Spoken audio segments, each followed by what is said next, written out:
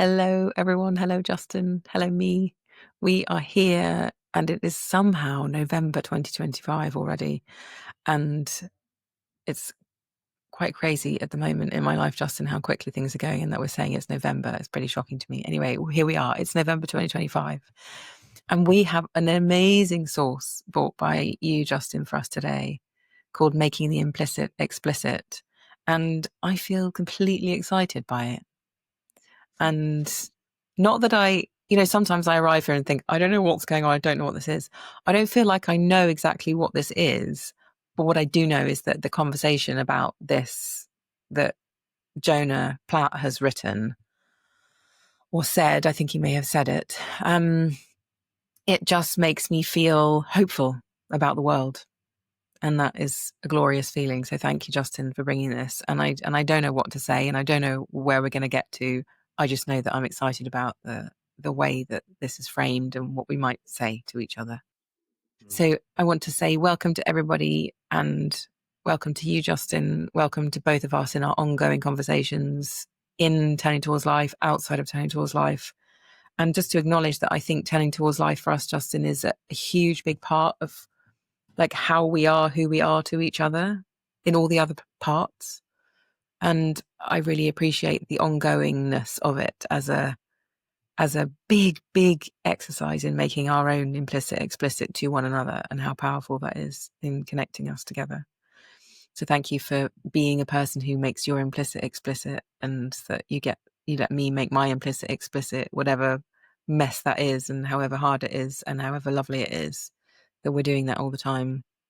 And thank you for knowing this source exists and bringing it here today. It's really wonderful. And welcome, everybody. Welcome. We're so happy that you're here and we're here. Well, thanks for all of that, Lizzie. What a great beginning. It's lovely to feel beginning with you. And hello, everybody. I think I should say for anyone who's joining us afresh, because we know that this podcast spreads not because we do the things that the algorithm asks. In fact, I think we're probably quite deliberately unalgorithmic, Lizzie. We don't do all the quick hits and the buzzwords or anything, because this is a real conversation. So mostly people find us because somebody says, hey, go and listen to this. That we're going to read this source. I'll read, and then you'll read, Lizzie, and we'll let it settle in us and start to change us. And then we'll speak in a very unhurried way and find out what comes in between us, between you and me and the source, and inside us, and something always unfolds, some depth and some new wonder and ways of seeing unfolds every time. And this is the 421st time that we've done this. So we've seems to work in that way. But I also wanted to follow up what you were saying, to say, I know, and we know, that there are those of you who completely wonderfully listen alone. And then there are those of you who bring this into conversation with other people, who listen and then use the source to talk with others, which I really want to encourage, because like you said, Lizzie, this source we're about to read, I'm bringing it this week because you and I have been in a conversation that has really taken the ground of years of talking and listening and making explicit with one another, the kind of depth and mutuality and trust and care for one another that evolves in talking. That means we can be in a conversation that I think, if we had not been doing this, we would be less well resourced to talk and listen to one another in the way that we need to at this point in our lives. So it's a marvelous thing, actually, this practice. Mm-hmm. So I'm sort of bringing my joyful encouragement to everyone in the world to practice in this way, to have material sources that you can bring into the midst of a relationship and see what unfolds. And that is what you get to do also if you join our Turning Towards Life live program, which we're a couple of months into the first season of at the moment, but it next opens again in March. So if you are interested in joining us for a community of practice around this, you can already find out about it on the Turning Towards .life website, and you can join our mailing list, and you can support us there, and you can follow a link to Third Space and everything we do around coaching there. But you can find out about this program because, as we're finding out, I think, Lizzie, it's quite a thing to be in a community of people who are practicing together in this way. We learn so much by doing this together. So here is the source for this week. As you said, Lizzie, it's from Jonah Platt. It's from his podcast. His podcast is called Being Jewish with Jonah Platt. And you said it was something that Jonah had written or spoken. He definitely spoke it because that's how I've got it. But he probably wrote it because it's really thoughtful. So I suspect he wrote it and then he read it and he said it. And we're going to do the same. And I want to say a very particular thank you to Jonah, who's one of those people who is bringing such a thoughtful presence to the world. And I think this piece just exemplifies that. And it goes like this. It's called Making the Implicit Explicit. To achieve clearly understood communication in our relationships, personal, professional, casual, romantic, online, every level of life, it is critical that we remind ourselves to make the implicit explicit. That's the idea. Whatever we assume to be obvious, be it our emotional state, the purpose of an event, or the location of a stapler, we must teach ourselves to assume that it actually is not, and therefore must be stated out loud if we're going to be understood. Why is this important to do? Because the literal opposite is true. What is most obvious to us is generally not obvious to other people. And in fact, they're often making a totally different and wrong assumption than the one you also wrongly assume they're making. Why does this happen? Well, there are several cognitive biases at work here. Primarily, there's what's called the curse of knowledge. Once we know something, it becomes difficult to imagine what it's like not to know it. So we overestimate how obvious our thoughts or intentions or explanations will be to others. And then there's the closely related illusion of transparency, where we overestimate how clearly our internal states, our emotions, thoughts, our sense of morality are visible to others. They're not. And last, naive realism, where we assume our perceptions of reality, of what's obvious about the world, are shared by all. These misalignments happen constantly in our interpersonal lives, and they lead to resentment, misunderstanding, conflict, and harm. I think at times there are also certain common resistances to being explicit. One is a sense of, well, if you really loved me, you would already know this about me, which is an understandable way to feel, but is really a failure to communicate. Another may be a sense of self-respect or maybe self-preservation that warps into a kind of peremptory and self-defeating resentment. Why should I have to make something explicit just to give you an understanding about me that you hadn't bothered to ask for? And the answer to that is, if a greater understanding would be a positive outcome, however it's arrived at, why not just take the responsibility to ensure it arrives? There's also, and I think this is the one that has most prevented me from making the implicit explicit as it pertains to my views, this is Jonah's views, on certain public issues, is the sense of not wanting to play the game, of not wanting to debase myself in order to pass someone else's morality test. And also the question of what does this really change? And yet, if playing the game and taking the test opens a door to greater understanding, a door through which perhaps more understanding can then travel, though that otherwise might have remained closed, that may in fact be change enough to make the enterprise worthwhile. So, if you've got questions for someone in your life, ask them. Expect that they have questions for you too. Preempt them. Make the implicit explicit. Talk to each other. Talk to each other. Mhm.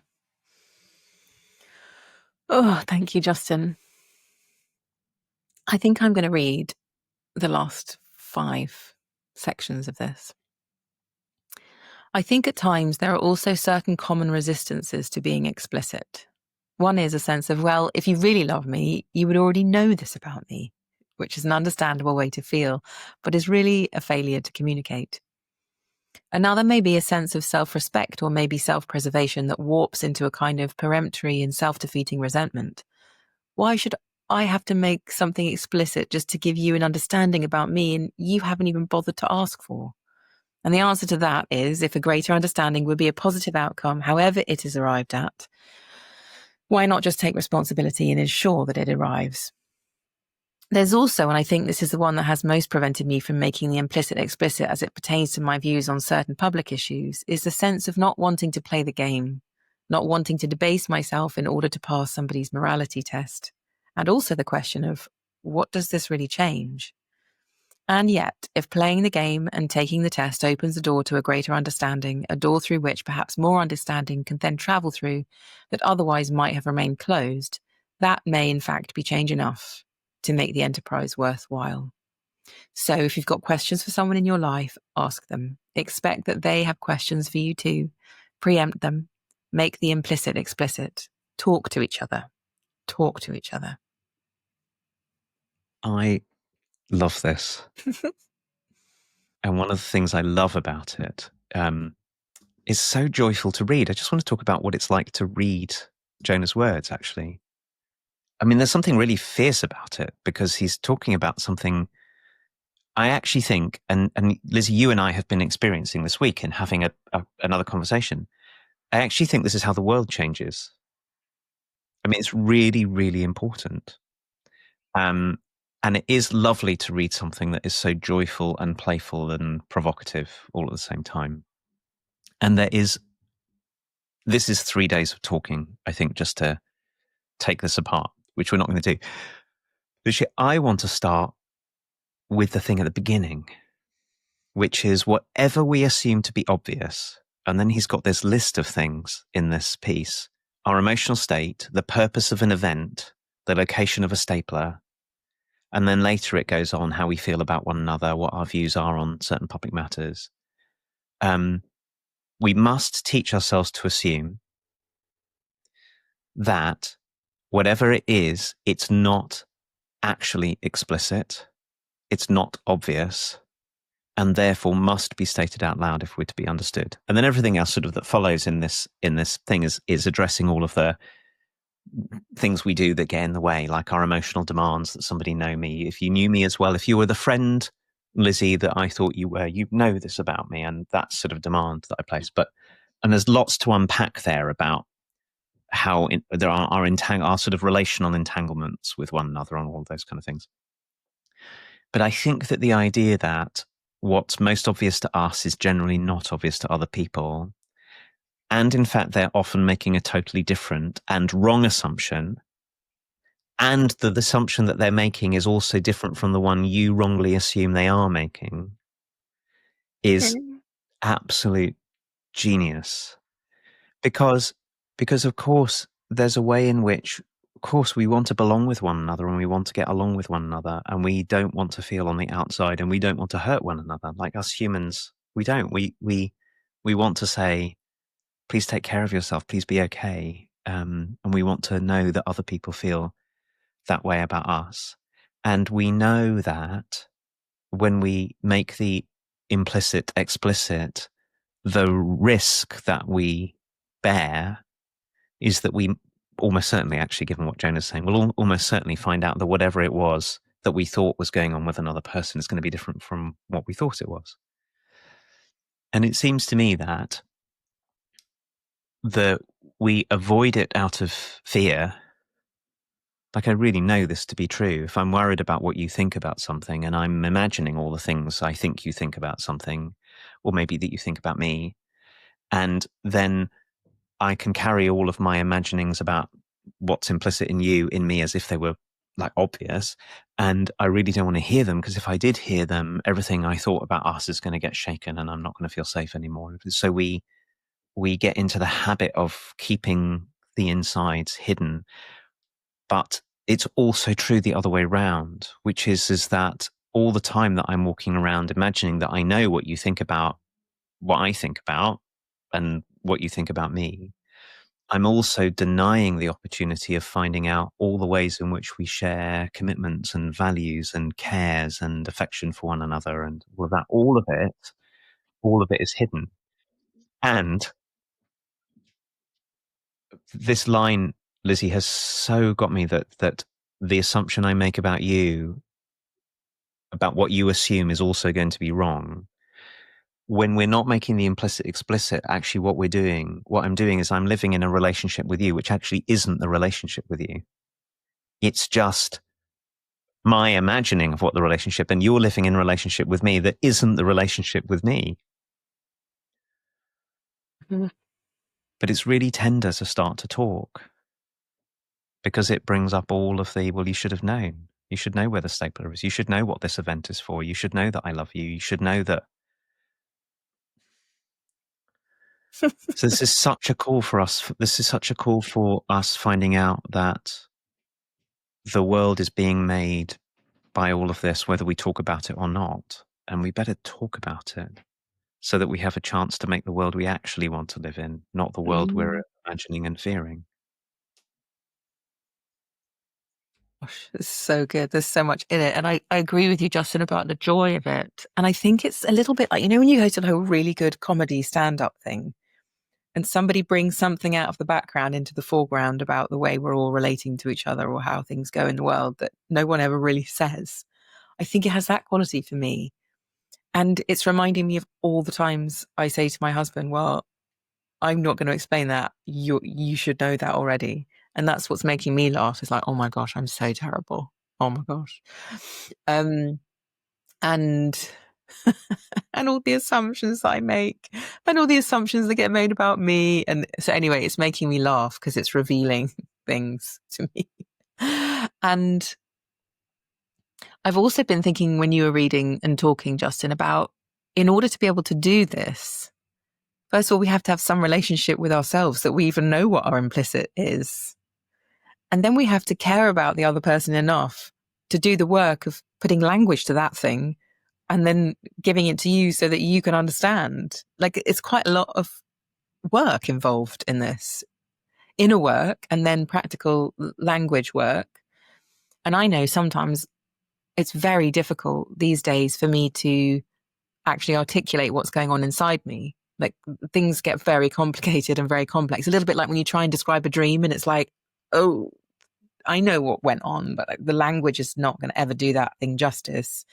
I increasingly feel like that about my inner world as well, like the complexity that exists in here. And sometimes I give up. Sometimes I think I can't share that because I don't understand what language goes with that. Like, I can't do it. So sometimes my implicit is pretty complex as well, that I kind of can't get it out. And yet it really matters to try. So what I'm really valuing as well, though, is the kind of the space and the time to this Marion Woodman quote, this really wonderful woman, Marion Woodman. She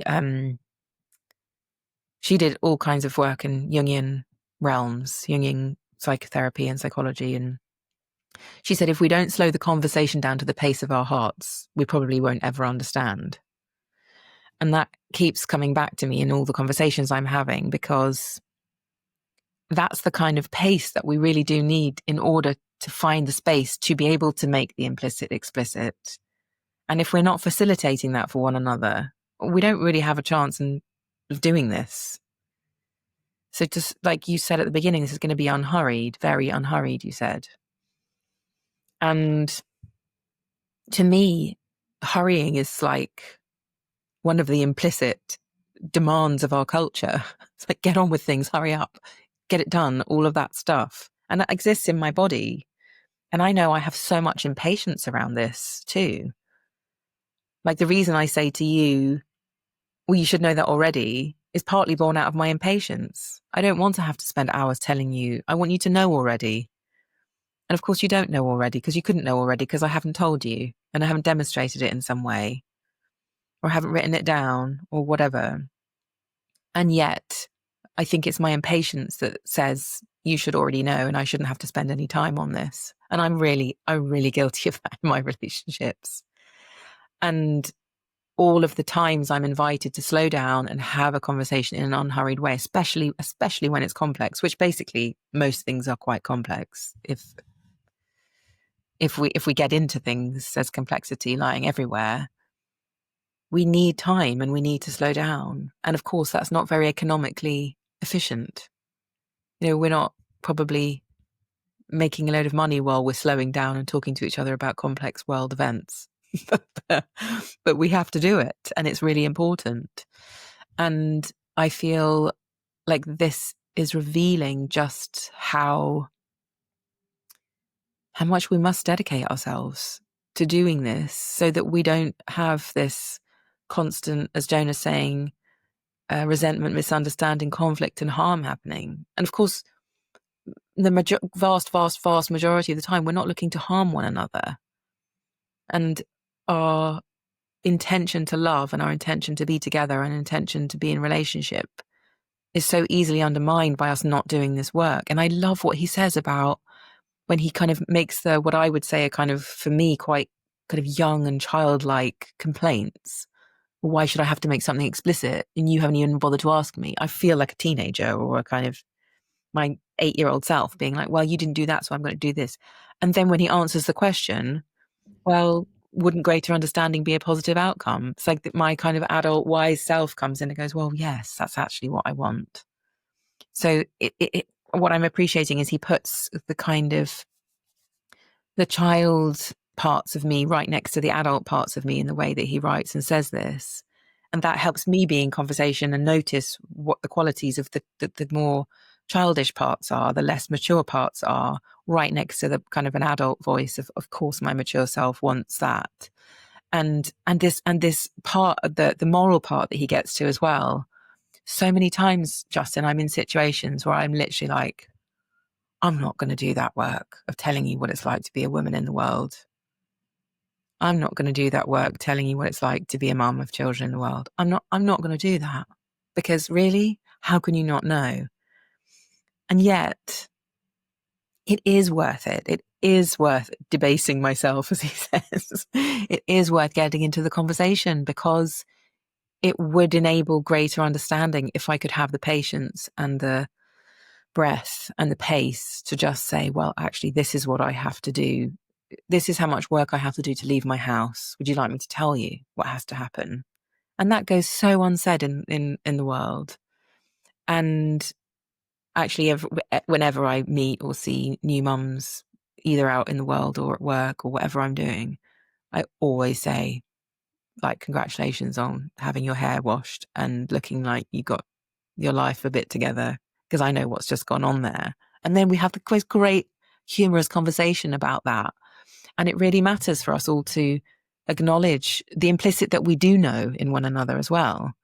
So there's plenty of implicit that I can tell that I share with somebody lots of the time. And to be honest about that is an act of leadership in a way. Like if I can say, this is what it took me to get out of the house this morning, and someone goes, oh my gosh, yes, me too. There's such relief in it to feel like we're not the only one with some kind of crazy, complex, implicit world. And when someone else makes it explicit, there's relief. There's relief for us all. So I can also sense the kind of collective relief in this too, that if we do this practice and if we come into relationship in this way as consciously and as best and we can and practice this, of course we'd be more connected, which is all what we're all longing for anyway. And we can do something about it. And that's what Jonah's inviting into. Yeah. I can feel in me, Lizzie, the wish to talk about 500 different examples of this, because there's so much richness in every level of this. But actually, what I want to say now in response to what you said is to really appreciate Jonah's pragmatism.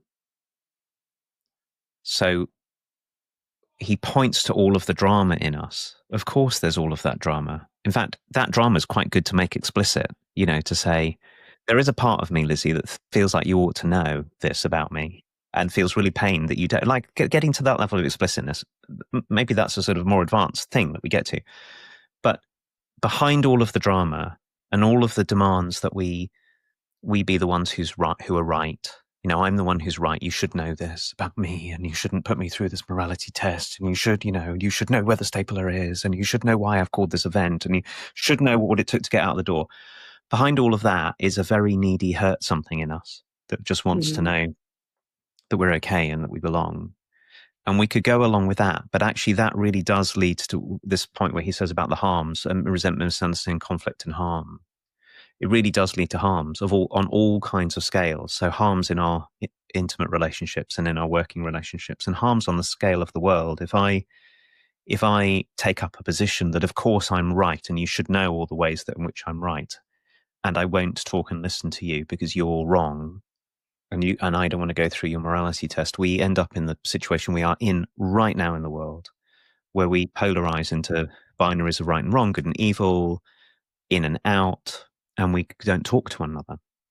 So I think it's on a world scale, this really matters as much as it matters about how we navigate loading the dishwasher, which we've talked about, or as you said, sharing the real experience of being a woman or a man or a parent or a Jewish person or I'm thinking about the things that are on my mind at the moment. So Jonah's question is a pragmatic one, and pragmatism requires us to be really grown up, because we have to say, where does this lead? Like, it's the best question. Where does this stance that I'm taking lead? Where does daring to feel the discomfort of saying to you, Lizzie, here's what I feel, which might be all the ways I love you, and it might be all the ways that I need something from you, it might be whatever it is. Or it might be telling you again the thing that I've told you 50 times that you can't remember, but I need to tell you again because the fact that you can't remember it means it's not explicit now. Mm-hmm. In order to do that, if when we look at it, we say that it, as Jonah keeps on pointing out, that this could lead to an outcome, a positive outcome of more understanding between us and more possibility between us and more relationship between us and more all of that, then it is incumbent upon us to learn how to do it because pragmatism is what works in the world, what creates a better world for us, not what feeds my emotional drama and feeds my wounding and makes me feel superior or gives me my self-esteem. So none of those things matter as much as what it takes to talk with one another in a way that actually makes things better for all of us. Better, better, better.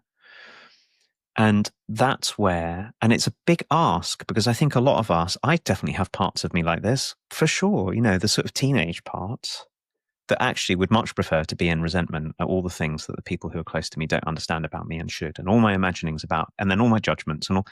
It feels very good and terrible all at the same time to be in that emotional drama. Yeah. But it leads nowhere. I mean, it really leads nowhere, and we can do something about it.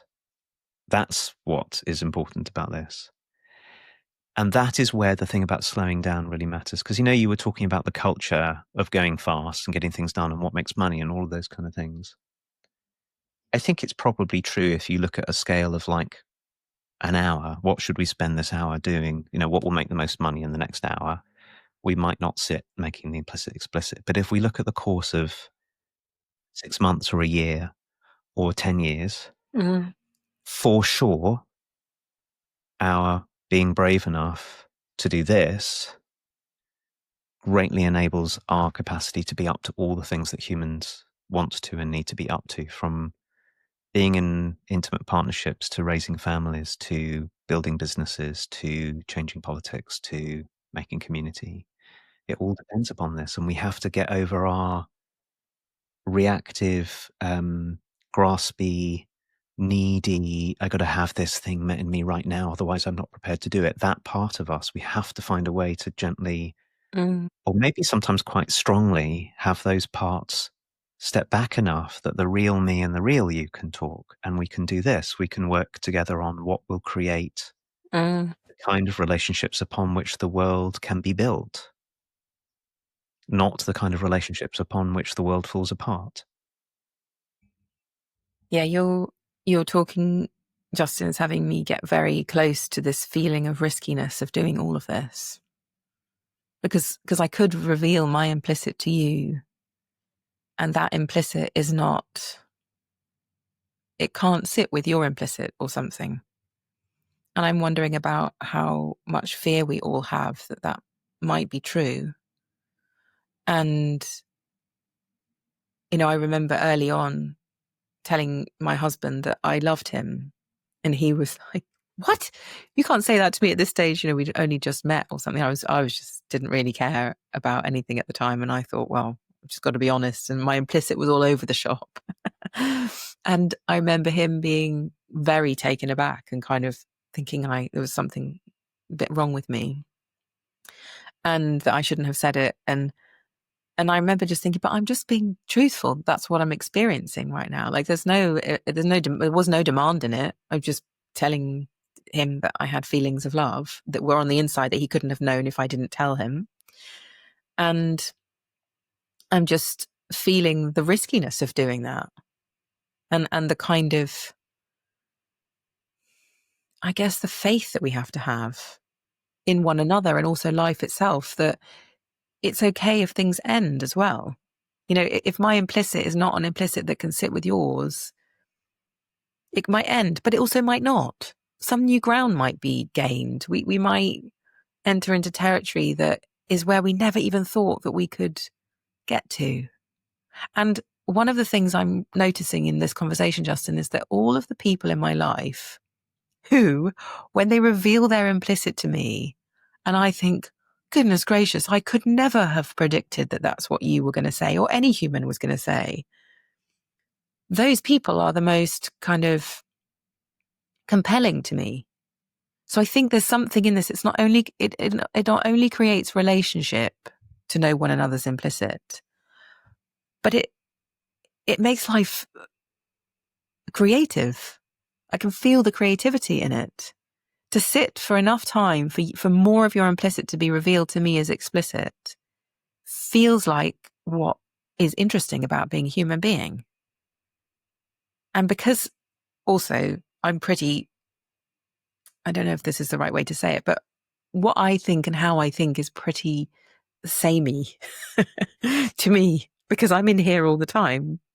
So then when I get to understand, feel, sense into your world because you're revealing your implicit to me, I feel expanded. I feel life is being given to me. Like more life is experienceable because of what you've said to me.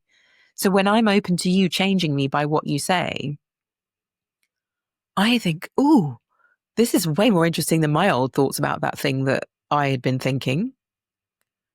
And I feel like it's life force or something.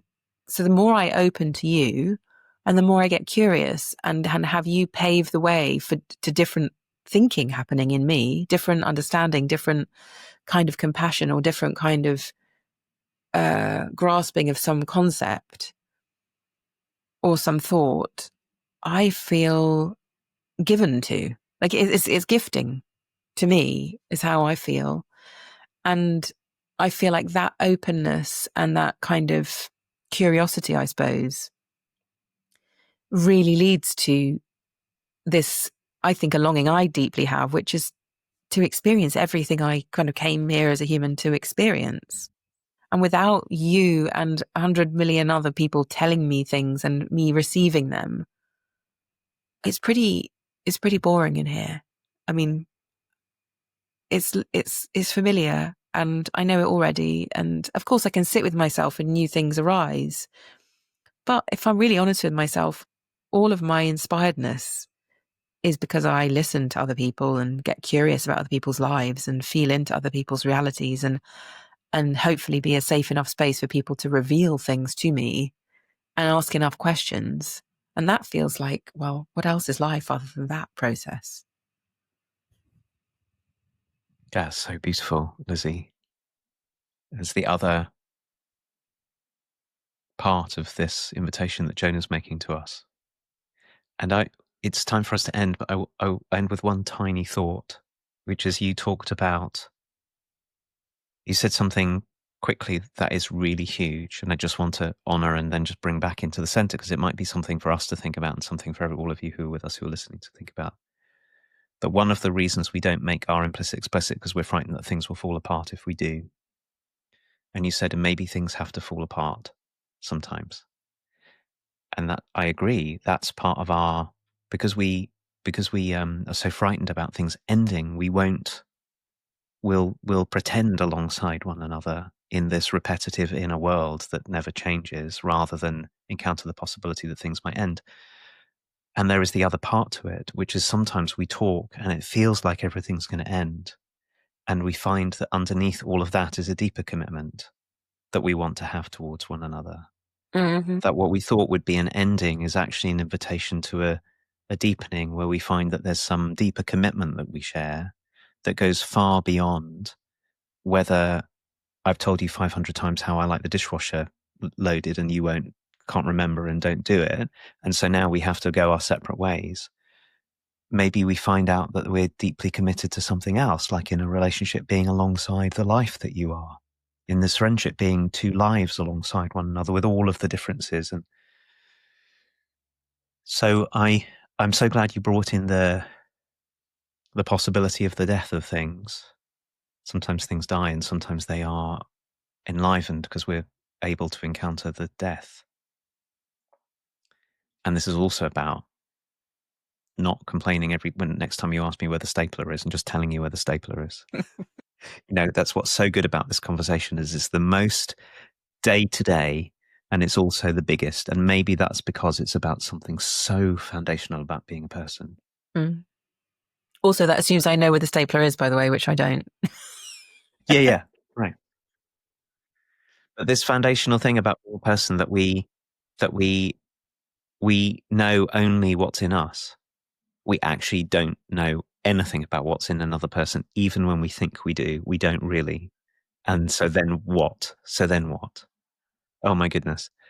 What a conversation. I feel enlivened and enfearsoned and deepened and enhopened and filled with a sense of possibility. There's so much we can improve about our world if we're willing to go this way. And thank you to you, Lizzie, for the kind of intelligence and clarity and depth and courage and creativity you bring to this very rich conversation. And thank you to Jonah for saying all of this that has then enabled us to say all of this. And thank you to all of you who are with us. Please, please, please feel very welcome to tell other people who you think might benefit from this conversation, because we know that this conversation for some people is a gift. And so we really encourage you. It's like a free gift you can give to other people. You don't even have to do anything about it until tell them where to find us. Yeah. And we will be so glad to keep on expanding the circles of conversation around this. And we're going to stop here, and all being well, we will be back next week. Bye, everyone. Bye, everyone.